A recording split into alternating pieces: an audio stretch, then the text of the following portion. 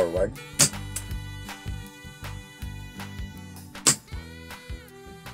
Stop. Reverse. Welcome sa ating panibagong video tutorial. Sa video tutorial na to ay ituturo ko sa inyo ang wiring ng Y-Delta forward reverse circuit. Ituturo ko sa inyo ay kung paano mag-prepare ng mga gamit at kung paano sumunod sa diagram kung given na yung diagram. Okay? Kung diagram lang gusto nyo, meron tayong link sa video description, malapit sa like button at subscribe button na mayroong katabing kalembang. So simulan na natin. So dito ang technique na gagamitin natin ay preparation sa mga gagamitin natin. So merong binigay na diagram sa atin. Halimbawa meron tayong exam. Merong binigay na diagram sa atin at kailangan natin itong gawin ng actual. So ang una natin gagawin, check natin assuming na okay yung diagram o gumagana. Kailangan lang nating gawin ng actual. Okay, so dito ang titingnan natin ilang coil ang ginamit. So dito gumamit ako ng 4 na coil. So tawag ko tong F, R, T, Y, tsaka D. So forward, reverse, timer, Y, tsaka delta. So meron tayo 4 na coil. Pag tumingin tayo sa internet, nag-google search ako bago ko to ginawa. Meron akong nakitang dalawang forward, reverse na Y delta rin. Ito yung coil nila. Sa 2, 3, 4, 5, 6. 6 yung coil. Isa lang yung timer. Merong forward delta coil tsaka reverse delta coil. So, iba-iba design. Depende kung paano natin gagawin. Kung paano din-design yung diagram. Pero, ang purpose ay isa lang. Yung star delta forward reverse starter. Ito, kapares nito yung santo. Itong santo, 6 din. So, hindi ko natingnan yung power circuit nito. Control circuit lang, pero basically parehas lang yan sa gagawin natin. Okay?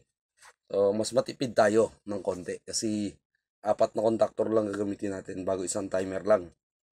Isang timer lang din naman sila pero 5 contactor ang gagamitin. Okay? So dito gumamit tayo ng 5 contactor. Tapos bibilangin natin yung mga contact. So gagawa tayo ng parang truth table. Bawagan to. Yan. Guhit tayo ng pantay na guhit. Meron tayong contactor F, contactor R, timer, Y, saka delta.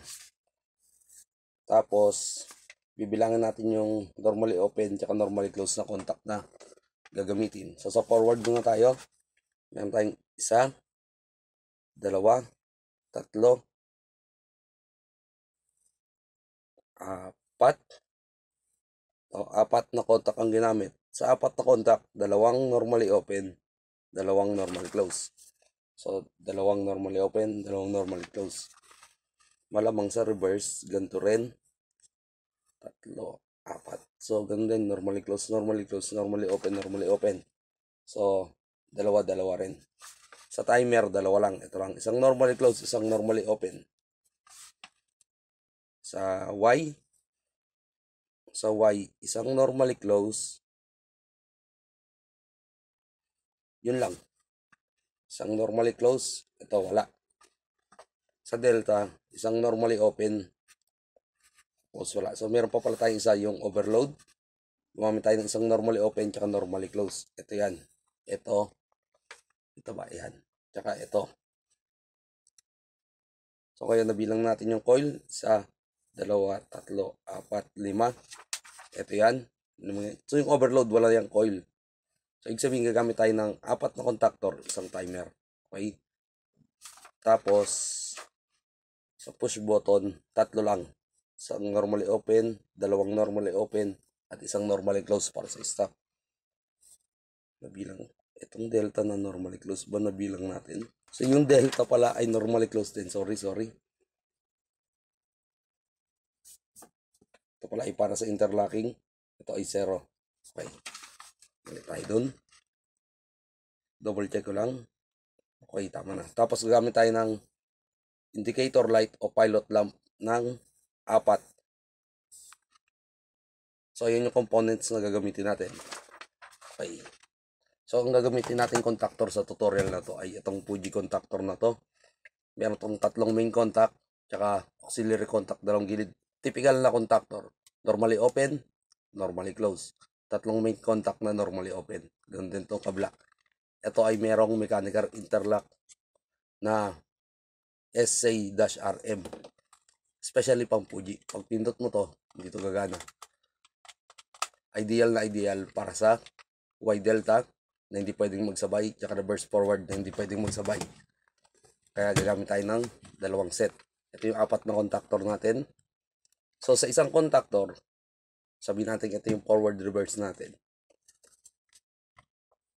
Automatic gagamit tayo ng auxiliary contact. Kasi isa lang ang normally close nito, tsaka isa ang normally open. Kung titingnan natin yung table natin, gagamit tayo ng dalawang normally open, dalawang normally close. So kulang to. Pwede tayo magdagdag ng auxiliary contact na sa gilid ang attachment, kapares nito. Madadagdagan siya ng isang normally open at isang normally close. Dahilan para makumpleto na yung lahat ng contact magagamit na natin. So ito na lang gamitin natin kasi pwede rin yung sa ibabaw. Kapares ng ginamit ko nung huli sa reverse forward natin na tutorial na nilagyan ko ng 4 channel relay. Ito lahat ng auxiliary contact na ko. Hindi ko ginamit itong dalawang contact na to.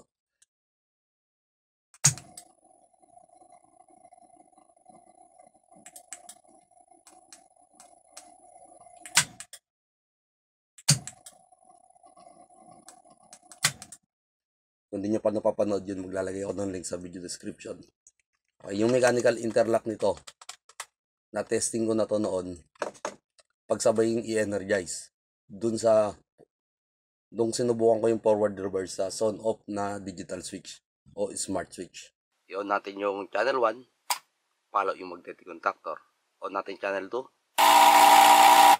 Ayaw, hindi siya papalo kasi lumalaban yung mechanical interlock. Ngayon, ito na lang ang gagamitin natin. Bakit? Yun. So, ayan. Ito ang magiging forward reverse na contactor natin. Walang problema kung baligtad to. Contact lang naman yan. Normally close yung sa ibabaw. Normally open yung nasa ilalim. Okay. Sa Y delta, hindi natin kailangan magdagdag kasi ang delta tsaka Y ay tigisang normally close lang ginamit. Yung timer natin na gagamitin ay only na 6 seconds to 6 minutes. Okay. So, kailangan lang natin ng isang normally close at isang normally open. Ito ay 8 pin. Dalawa yung contact niya. Dalawang set ng contact. So wala tayong problema sa contact ng timer na to. At isang overload. Na normally naman may isang normally close at normally open. Okay. Tapos, kompleto ng ating gamit. Isang tip, noon may nagtanong sa akin ng paano kung walang auxiliary contact na available. So, madali lang, simplehan lang natin. Gamit tayo ng isang relay. So, kung ang call nitong mga contactor natin, pilot lamp timer, lahat ng gagamitin natin ay 220 volts. Pero kung 24 volt to, gamit tayo ng 24 volt relay din, ipaparallel lang natin siya. Kunyari, kailangan natin ng auxiliary contact sa F pero walang available. Magdadagdag tayo dito ng sabihin natin, tawagin natin FR o forward relay. So, lahat ng contact ng relay na to, ang mangyayari sa kanya, siya yung magiging auxiliary contact ng forward contactor natin. So, parang isa lang sila na siniris natin. O kahit na magnetic contactor na gamitin natin, walang problema. Okay? So, yun naman ay kung halimbawa kailangan lang.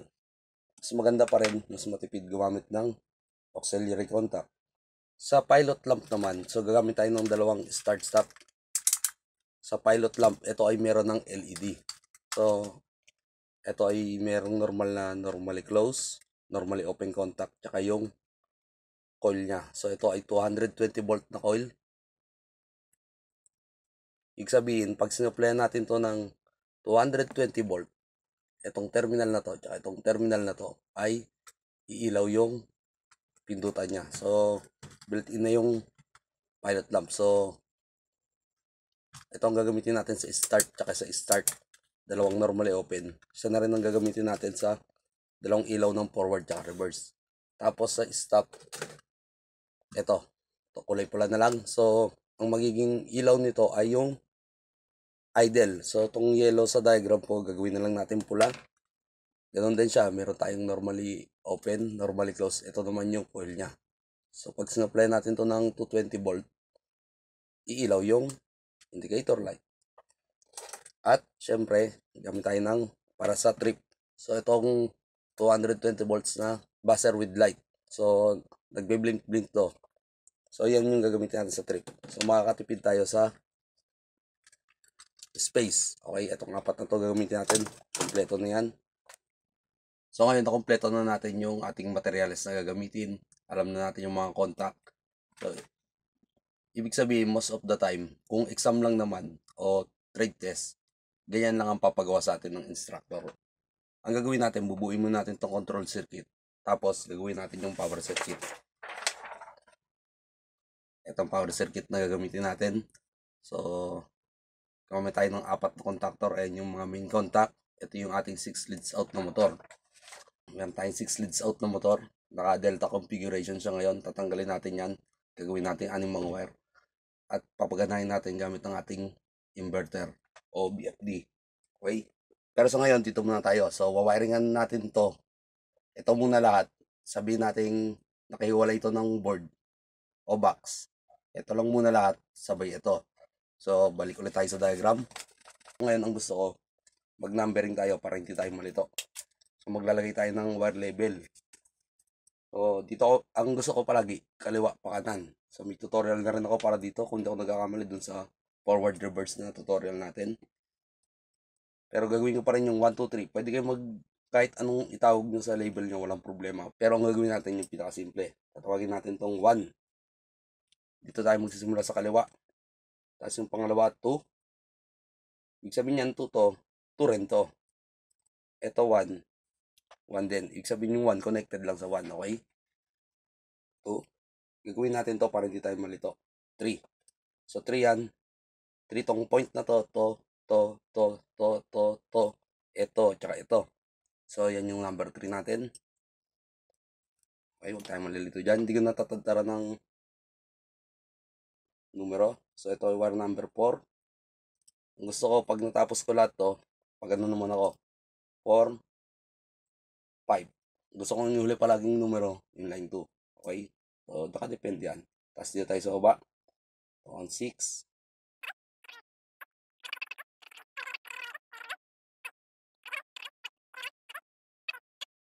Tapos, yung line 2 natin ay gagawin natin yung number 16. So, kung titingnan natin yung diagram, ang pinakamaraming wire, yung wire number 3 at yung wire number 16. Ang pagsunod ko sa diagram, ganito yung technique ko. So, ito technique ko, hindi ko alam kung sa iba ganito rin. Ang gusto ko palagi unahin yung line 1. So, minsan ginagawa ko, line 2 rin lahat. Tatapusin ko agad yan, i-wire ko na lahat yan. Line 2 o kaya neutral. Pero dito sa tutorial to, gagawin natin 1, punta tayo doon, lahat ng 1. Okay, tapos 2, lahat ng 2, tapos 3, lahat ng 3, 4, 5, 6, 7. Susundan natin yung numbering. Okay, para hindi tayo malito. Tapos, dahil nga hiwalay yung control sa mga contactor natin, yung push button tsaka pilot light, nakahiwalay, gagamit tayo ng terminal. So, hindi ko na numeroan yung terminal. Ito lang.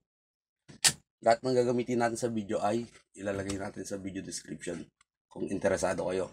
Pero, hindi naman kailangan meron kayong ganitong device para makapag-practice kayo. EKTS lang, kapares ng pinakita ko sa dati kong video, ay pwede na. Yung timer natin hindi nakakasya. Kaya dito ko na lang ito ilalagay. Tapos dito tayo magsasalubong sa dito sa mga device na to, pupunta sa push button switch, tsaka alarm, tsaka mga indicator light natin. Okay? Ayan, naka-setup na tayo. So ito na ang ating setup. Ito ang ating forward contactor with auxiliary contact na naka-mechanical interlock sa reverse contactor na may auxiliary contact din. Tapos ang ating delta contactor na may mechanical interlock sa Y contactor natin.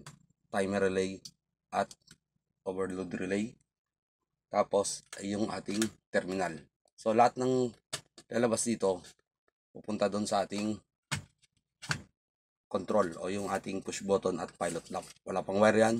Uunahin muna natin to Santabi muna natin yan. Tapos dito rin papasok yung power natin. Line 1 tsaka line 2. Dulot-dulo. Ang wire na gagamitin ko, dalawang kulay lang. Pula tsaka itim. So, ganito. Hatiin natin to dito. Ito, kahit sa diagram kulay pula yan o parang brown. Gagawin natin itim na lang yan. Ito gagawin natin pula. Pero walang kinalaman yun sa voltage. Ito ay 220 volt. So, pwede rin naman kung naka 24 volt tayo. Ito 24 volt, ito 0 volt. So, ganun. Kung paano natin siya kontrolin. Okay?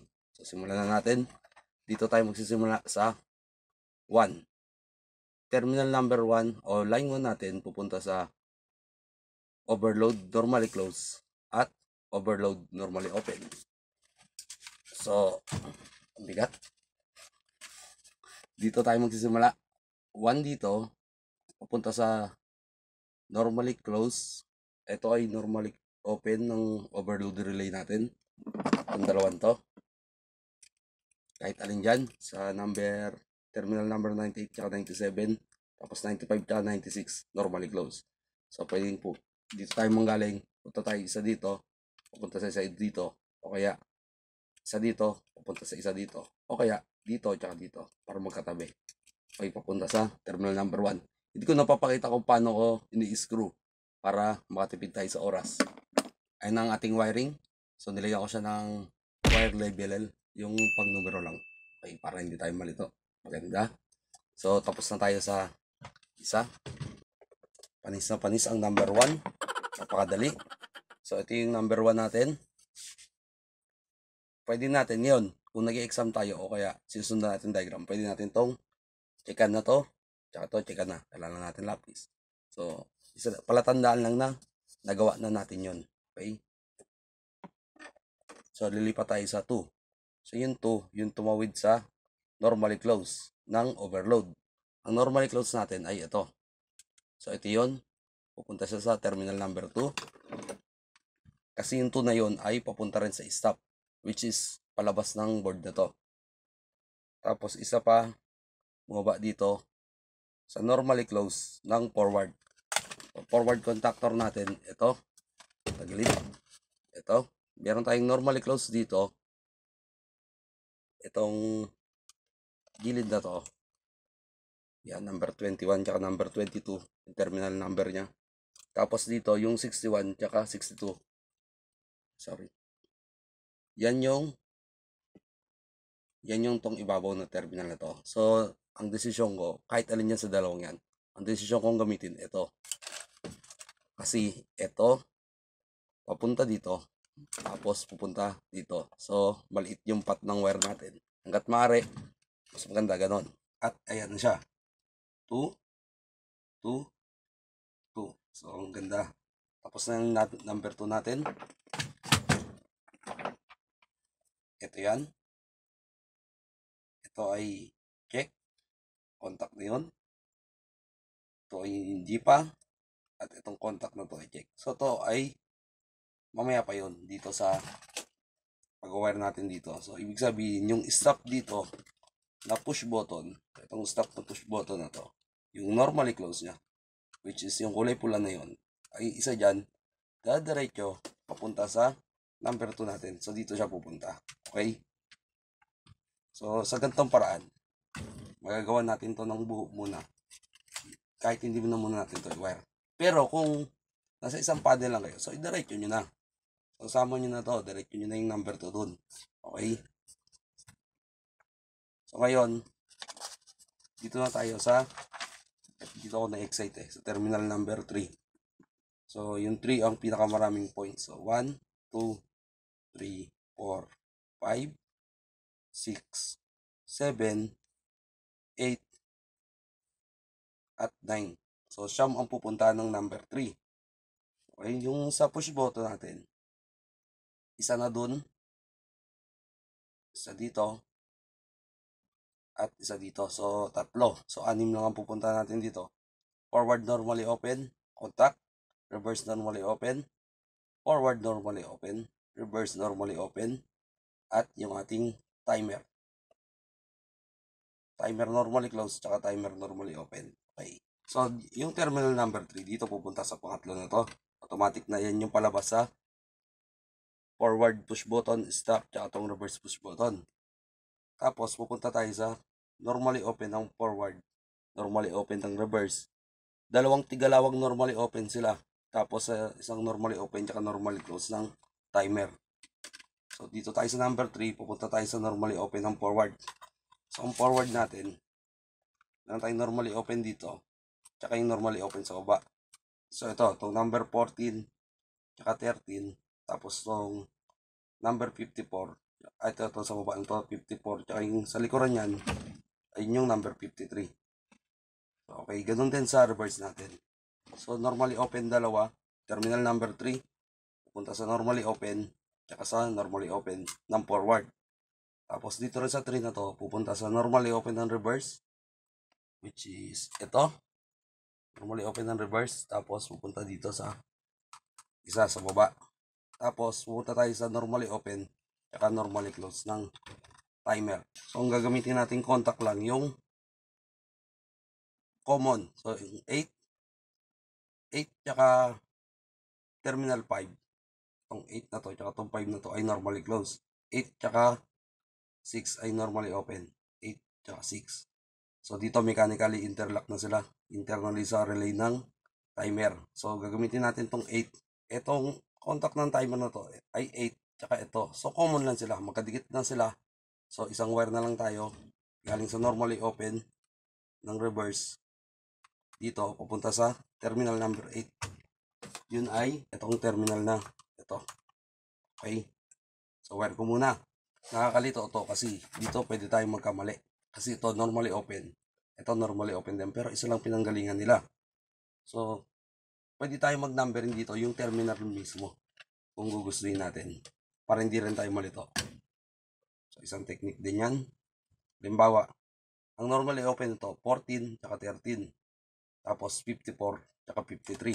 So depende kahit anong gamitin natin. Pag isang auxiliary contact ang tingnan natin, ang normally open nito ay ito 54 tsaka 53, 84 tsaka 83. So dito gagamitin natin, pwede natin sabihin 14 tsaka 13 tong isang normally open. Ito, pwede natin lagay dito 14 tsaka ito ay 13. So iniba ko yung symbol, open close parenthesis. Tapos yung isang normally open niya, pwede natin itong sabihin 54 tsaka 53. Minsan talaga ginagawa ko rin itong gantong technique, lalo pag sobrang dami ng contact. Para hindi ako malito kasi pwedeng magkapalit yan, dalawang yan. Ganun din sa reverse. Sa reverse contact, okay? Ayan, i-wire na natin ang ating number 3. Na nilabelan natin ng number 3 na wire. So, ito siya, 3. Punta sa normally open ng forward, dalawa. Normally open ng reverse. At normally open ng reverse, dalawa. Tapos, punta tayo sa number 8. Terminal number 8 ng timer natin na common siya ng 5 tsaka number 6. Sa itong timer na gamit ko ay mayroong mode A tsaka mode B. Ito yan. Ito yung merong instantaneous contact. Makikita nyo to, pinaliwanag ko doon sa outlet na merong timer. Dito na tayo sa check na to.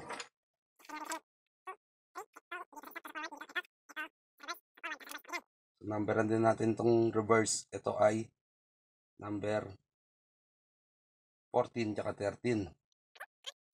Tapos itong isa 53 tsaka 54. Bakit baligtad?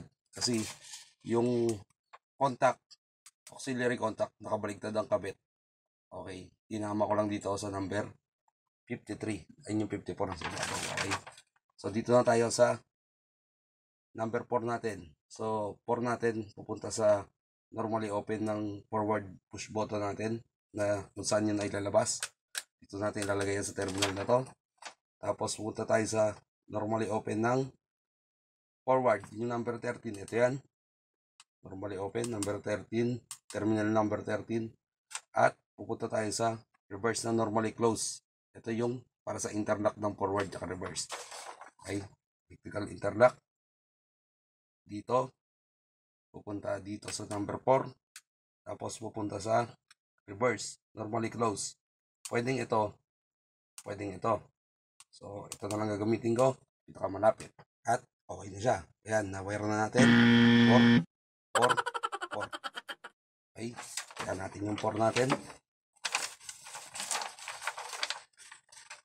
Ito ay check na. At ito. Dito tayo sa number 5. Itong reverse na to na normally close ay pupunta sa forward coil. Coil ng forward. Tapos sa indicator light ng forward. So lalabas pa rin tayo. Dito tayo sa number 5 dito. Yung reverse na normally close. Ito. Hindi. Nandito to. Sorry. Bakit dyan? Nalilito rin ako minsan. Pasensya na. Ayan. So ayan, normally close. Lalabas dito. Pupunta sa coil ng forward coil natin. So kahit alin sa dalawang to. So, dito ko siya ilalagay sa A1. Tapos dyan, pupunta sa palabas sa number 5 natin, terminal 5. At ayan, okay na siya. Ito na yung number 5 natin. Normally close ng reverse contactor, pupunta sa coil ng forward contactor, tapos lalabas dito. Iyan yung para sa ilaw, pilot lamp. Okay, check. Okay, tapos na tayo sa number 5, wire number 5 natin. Hindi na natin gagawin 16, ihuli ko na yan.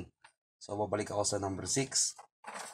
Ganun din, identical lang yan, pero ito ay nakawire na kanina. Terminal number 14. Ibig sabihin, number 13 tayo normally open ng reverse. Ito tayo, normally open. So, ayun yung kasama niya. Ayun sa diagram natin. 13 tsaka 14. Ito pala. So, ayan siya.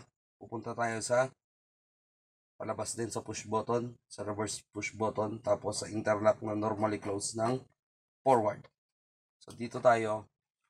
Pupunta tayo sa normally open ng reverse. Pupunta tayo sa normally close. So, dito nagamit na natin yung normally close kanina. Yung number 2. Ito yan. Inaabangan niya pa yung number 13. So, mamaya na yan. So, hindi natin gagamitin tong normally close contact na to kasi taken na siya. Dito tayo sa normally close na to. So, dito tayo. Normally open ng forward, reverse. Normally close ng forward. Iikot ko dito. Tapos, pupunta tayo dito sa terminal. Number 6. Kaya ako iikot yan dito. Hindi, pwede rin tong gamitin sa taas. Pero kasi ito automatic papunta doon sa coil eh. Kaya para mas madali yung ganun. Okay? At ayan na yung ating terminal number 6 o wire number 6. Normally open ng reverse. Normally close ng forward contactor. At yung palabas sa terminal block natin. Okay? Checkan na natin tong 6. Reverse. At forward. Normally close, normally open. Lalabas na lang sa normally open, reverse push button natin. Dito tayo sa 7. So, yung kinonect natin sa 6, tatawid papunta sa reverse coil. Kapares lang ng ginawa natin sa 5. Tapos, meron din lalabas para sa reverse na indicator lang. Ayan. Yung number 6 natin, yung normally close ito. Ito. Kung normally close na to, pupunta tayo sa coil.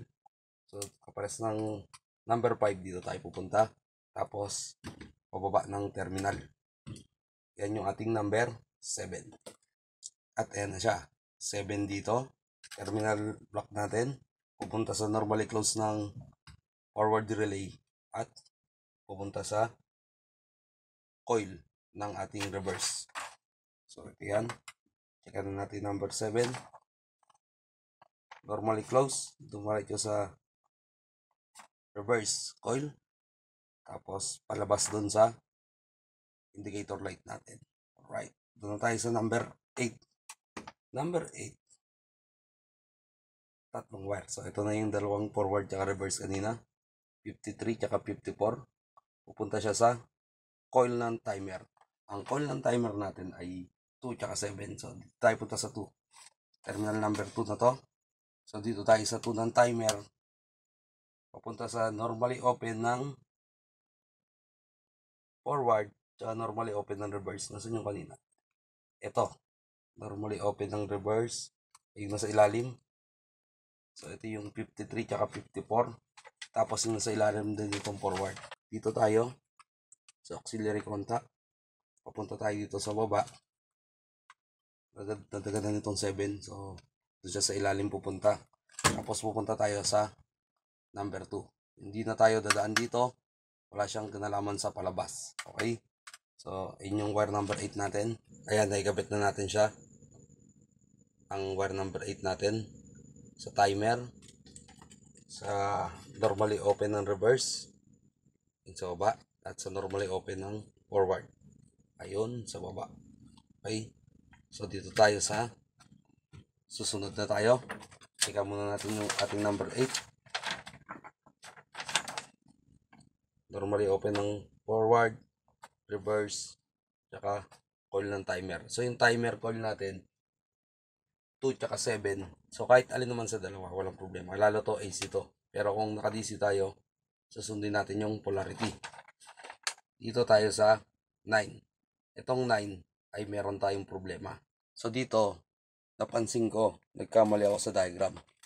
So habang titingnan ko tong circuit na to, itong diagram na to ay matagal ko nang ginawa. Simula pa yung ginawa ko yung Y Delta na tutorial. So nasa 2 years na to. Kung susundan natin linya, line 1. Tumaan sa overload, normally close, palagi sarado. Stop, normally close, palagi sarado. Diretso siya dito. Timer, normally close, palagi sarado. Delta, normally close para sa interlock sa Y, palagi sarado. At diretso siya dito. So napansin ko dito, palagi siyang nakabuhay yung delta natin. So mali yan. Dapat hindi ganyan. Kasi itong diagram na to, pilit kong compact o yung minimize ko yung wiring. So dito palang napansin ko na yung mali ko. Palagi nakababad yung Y. Ang kagandaan dito, madali lang siya i-correct. Ang gagawin lang natin dito natin siya isasama sa terminal number 8. So ito, wire number 8 o label natin 8. So gagawin lang natin 8 to. Tapos tatanggalin natin to. So mali yan. Sorry. So okay. So kasi kung pipindot lang tayo ng forward tsaka reverse, doon lang mag-activate yung timer natin. Dito sa baba, wala namang problema. Pero isasama na natin dito kasi nga, common wire yung ginamit natin dito. O yung terminal number 8 ng timer natin. So magkasama na to internally. Kaya pares na natin ililipat. Kung nasundan nyo yung wiring natin, ito lang yan. So tatanggalin ko lang siya dito. At isasama ko siya sa number 8 na label. So dito lang sa katabi niya. Papalitan ko lang to muna. Mabilisan. Yan. Siya yung number 8 na. So, tama na yung mali. Sana wala na ibang mali. Malalaman naman natin sa pag-testing. So, wala namang problema. Testing muna naman natin yan bago natin lagyan ng motor. So, okay na to. Yung 8. Tsaka tong 8. Okay na. Okay na yan. Kanina pa pala. Nilipat lang natin. Tong 8 dito. Okay na. So, dito na tayo sa 9. So, tong timer normally close. Number 5. Number 5. Okay. Dito tayo. Dito, papunta sa delta normally close. Dito. Okay, ito lang. Tsaka ito. Ayan, nakalagay na. So, hindi natin kailangan pumunta ulit ng terminal kasi wala na yung kinalaman sa lalabas. Check na tayo dito sa 9. Timer normally close. Delta normally close. So, yung lalabas sa delta ng normally close, pupunta tayo sa coil ng Y. So, interlocking. So, itong delta normally close, pupunta sa coil ng Y. So, ito ulit. A1 ulit ang gagamitin natin. Yan, okay na siya. Yan yung para sa interlocking. Normally close, pupunta sa coil. Check. Check. Punta tayo sa number 11. Timer normally open. Papunta sa Y. Normally close. So, ito naman yung kabilang interlock. Timer normally open ay ito. Terminal number 6. Normally open. Ito yan. Dito tayo. So, dito tayo papunta sa normally close naman ng Y. So, yun yung ating number 11 wire. timer normally open, papunta sa Y normally close. Tapos yung Y normally close, papunta sa delta contactor. So, ito yan. Papunta dito. Ayan, nakakabit na siya. Number 12. 12. 12. Okay. Okay, dito na tayo sa number 13. So, ito yung number 13 natin. Yung kaninang nilagay natin sa forward normally close. Pupunta sa reverse normally close. So, tatawid lang siya. So, ito yung isa sa kaunahang wire na nilagay natin. Ito yan. So, yung kabila ng normally close na to, dito ay pupunta sa normally close ng reverse natin. So, itong auxiliary contact na to. So, dito, papunta dito. Okay. Yan yung wire number 13 natin. Yan, okay na. Tapos na tayo sa number 13 na wire. Ito yan. Ikat na natin yan. Yung normally close ng reverse contactor pupunta sa idle. Yan yung number 40 natin. Ito yung normally close na yon. Ito, pupunta sa idle natin. Which is itong stop button na to. Yung ilaw. So, yung ilaw niya dito. So, papadaanin natin sa terminal block ulit. So, dito tayo muna. Normally close, papunta dito. Nakakabit na. Ang wire number 40 natin. Ito yan. Reverse. Normally close, papunta sa idle. Palabas. Okay, isa na lang dito. Number 15. Overload normally open. Papunta rin ulit sa labas. So, sa trick. Ito sa alarm natin. O fault. Okay. So, gagamit ulit tayo ng terminal block. Papunta sa normally open overload. So, ito yun. So, yung blanco dito na normally open. Kabit natin. Wire number 15. Punta dito. Palabas. So, okay na. Ito siya. Check to. At check na ito. Okay. Ang natitira na lang natin ay ang wire number 16 o line 2. So, lahat to. Punta dito. Punta dito. Dito. Dito. Dito. Dito. So, punta muna tayo sa forward coil, reverse coil, timer coil, Y coil, delta coil, tapos yung mga palabas, yung pilot lamp. So, makakasama na yun, doon na sila magkikita-kita sa terminal na to. So, dito ko siya ilalagay sa number 16 na to. Pupunta tayo dito sa coil ng timer. Yung isa, yung terminal number 7. So, dito tayo sa dulo. Layo natin kasi to lahat to line 1. Dito tayo sa 7. Tapos pupunta tayo sa coil ng 4 na to. So, dito, dito, dito, tsaka dito. Ito yung gagamitan na natin ng kulay black na wire. Tapos na tayo dito. At lilipat na tayo dito. Okay? Kaya nakabit na yung ating terminal number 16. Sa forward A2, reverse A2, delta A2, tsaka Y A2. Yan yung coil. Tapos punta tayo sa timer. Terminal number 7 ng timer. Tapos lalabas sa line 2. Dito dinalawa ko siya. Kasi yung isang supply natin, o yung plug natin, dito ko lalagay. Para tong isang number 16 na terminal o wire level natin, ay papunta doon sa push button natin. Okay? Ang mga indicator lamp. Ngayon, okay na tayo dito. Pero hindi pa natin pwedeng testing. Kailangan nating i-wire yung kablang side. So, okay na tong 16 natin. Dito naman tayo. So, babalik tayo sa ating diagram. So, unahin natin yung push button natin na terminal number 2. So, normally close ng push button. So, ang push button natin na normally close o stop button ay ito. Ang normally close niya, usually yung kulay pula. May kulay yan. Pares nito, kulay pula yung normally close. Kulay green yung normally open. Ganun din siya dito. Tapos, ito yung indicator lamp niya. So, isang wire tayo dito. Yun ang lalagyan natin ng terminal number 2. O label number 2. Papunta sa terminal number 2 natin. Okay, ayun yung number 2 natin. Papunta siya sa terminal block natin na meron ding number 2. Okay, so mamaya natin kabit yan. Buuin muna natin lahat to. Tapos, so check na tong 2 na to, na normally close ng stop. Doon tayo sa 3, yung lumabas sa stop, 3. Tapos, pupunta siya sa normally open ng forward dito. Tsaka sa isa pang normally open ng reverse. So, dito. So, kahit alin dito sa dalawa. Ang normally open niya, yung kulay green. So, dito tayo sa terminal na to. dito, dito, at dito. Tapos isang palabas na wire number 3. So ayan na siya. Normally open, at normally close. At syempre yung palabas natin. Meron na rin tayong number 3 dito. Mamaya na natin to i-wire doon sa terminal block. Okay. Next, okay na yung 3. So madali lang. Napakadaling sundan. Sana nagigets nyo yung point ko na kung paano sundan yung diagram.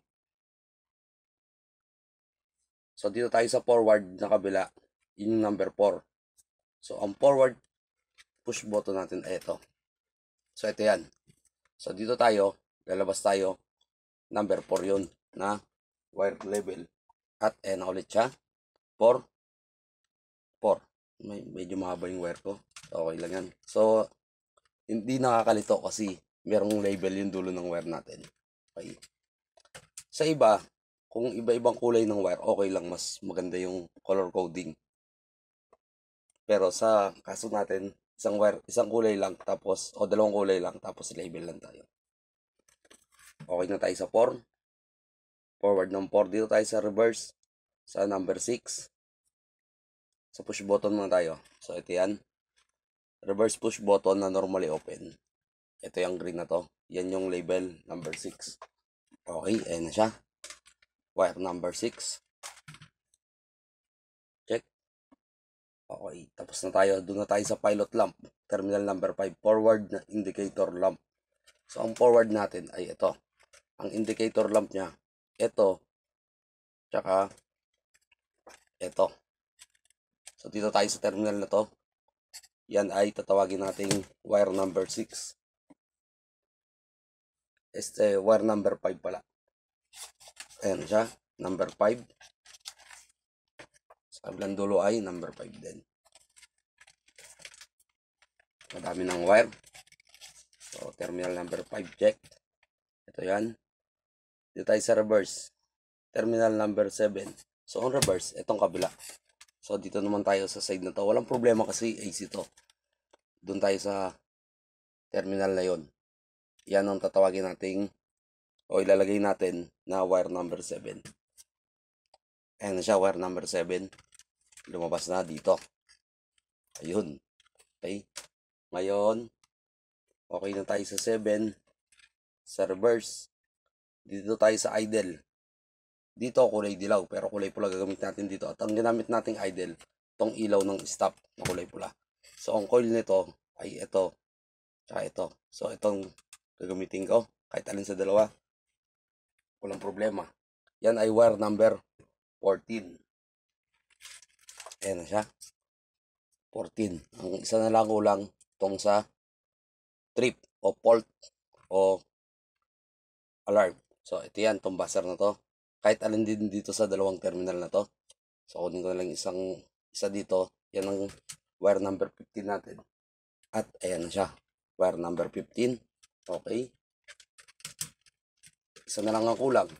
Ang kulang na lang natin, yung wire number 16 natin para sa lahat ng indicator light o sa apat. So, isa dito, isa dito, isa dito, at isa. Yun, dito. Yan, okay. Yan yung black wire natin. At ayan na siya. Okay na. Yan yung ating number 16, kulay black na wire. Pumunta dito, at pumunta doon. So, kumpleto na. Lalagyan ko na lang muna to ng tape. Tapos, iduduktong natin sa terminal. So, ayan, nilagyan ko siya ng tape para maganda tingnan. Tapos, minutulang ko na rin ng ayon sa sukat. At ito ang pinaka gusto kong part. Ang pagsasalubong ng magkaiwalay nating assemble. Siyempre, mas maganda pa rin kung gagana. Susunod na yung testing natin. Okay. Kabit ko lang to.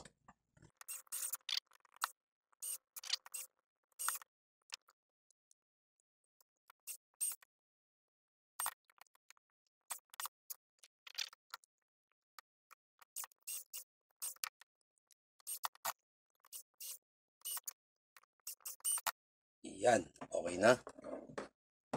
Ganda talaga. Oh. Ang dali niyang ikabit. Ang tanong na lang kung gagana ba tayo? Para malaman, kailangan natin lagyan ng supply. Line 1 tsaka line 2 lang naman to. Nakadiretso sa plug.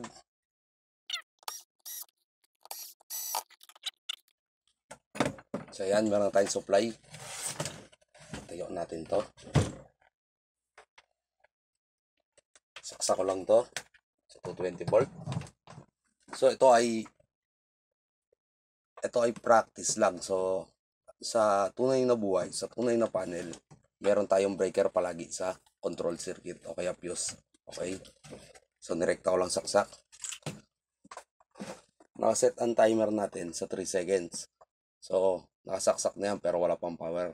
I-on ko lang. Dapat ilaw to. Tama. Okay. Buzzer. Forward. Sa forward, dapat papalo tong forward contactor at Y. So, dalawa sila. Tapos, pati itong timer. So, pag na-reach ng timer yung 3 seconds na set natin, yung Y mamatay. Instantly, mabubuhay yung delta. Okay? Forward. Tama. Transition. Tama. Okay. Perfect. Perfect. Ngayon, reverse natin. Ayaw dahil sa interlock. Stop. Sa reverse naman, itong reverse contactor, tsaka yung Y, tsaka yung timer. Tapos, pag na-reach na yung 3 seconds, mamatay yung Y, mabubuhay yung delta. Pati natin ang reverse. Pati nga pala yung ilaw na lipat. Ang ganda.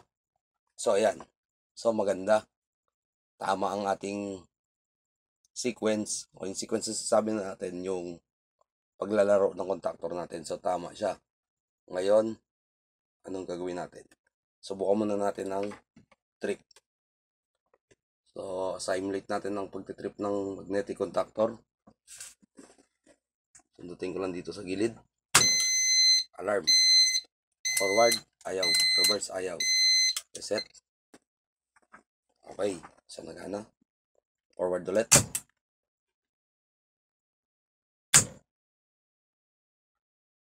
Ang ganda. Palagi buhay yung timer natin, no? May ilaw. Okay. So ngayon, nabalik yung idle pagka patay yung dalawa. Malabo lang yung ilaw niya. Ngayon, bago natin lagyan ng power circuit at motor, meron tayong 5 pilot lamp dito. So ipaparallel ko lang siya kada coil ng contactor tsaka timer. So para lang ma-simulate natin o makita natin yung sequence at paglalaro ng mga aparato natin. So, ilalagay ko lang mabilisan. Ayan, ilagay ko na yung mga indicator light. So, nakaparallel lang yan. A1, A2 ng forward contactor para dito. Doon din sa reverse, sa delta, tsaka sa Y. Tapos dito yung terminal 2 tsaka 7. Naka-solid wire yan, kaya nakakatayo. Okay, naka-on na yan. Forward natin. Ito ang on. Tsaka itong Y, tsaka itong timer. Tapos, after 3 seconds, sa setting natin, dapat mamamatay itong Y, mabubuhay itong delta. Forward. Perfect. Stop. Delta, ito lang, tsaka ito, tsaka ito. Tapos, silang dalawa magpapalit pa rin. Reverse.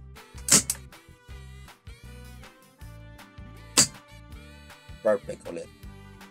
So, for display lang yung mga pilot lamp na yan. Tapos, pwede natin tong gandahan pa. Mamamatay yung timer pagka naka-delta na. So, para makatipid din tayo sa kuryente, tsaka humaba yung lifespan ng timer natin. Pero sa ibang video na siguro yon. Kung gusto nyo gawin natin yon, comment lang kayo sa baba. So, ngayon maglalagay na tayo ng motor. So, sa power circuit naman tayo. Yung kulay green nga pala, kundi yung ilaw, kaya ginawa ko na ng kulay pula lahat. Ngayon sa power circuit naman ay ihiwalay na lang natin ng video kasi upon checking napakahaba na pala ng ating control circuit. So maglalagay na lang ako ng link sa video description para sa part 2 nito. Gawa na lang natin part 2. Kung meron kayong request, kung meron kayong tanong, comment na lang kayo sa baba. Maraming salamat sa panonood at sana may natutunan din sa video na to. Bye!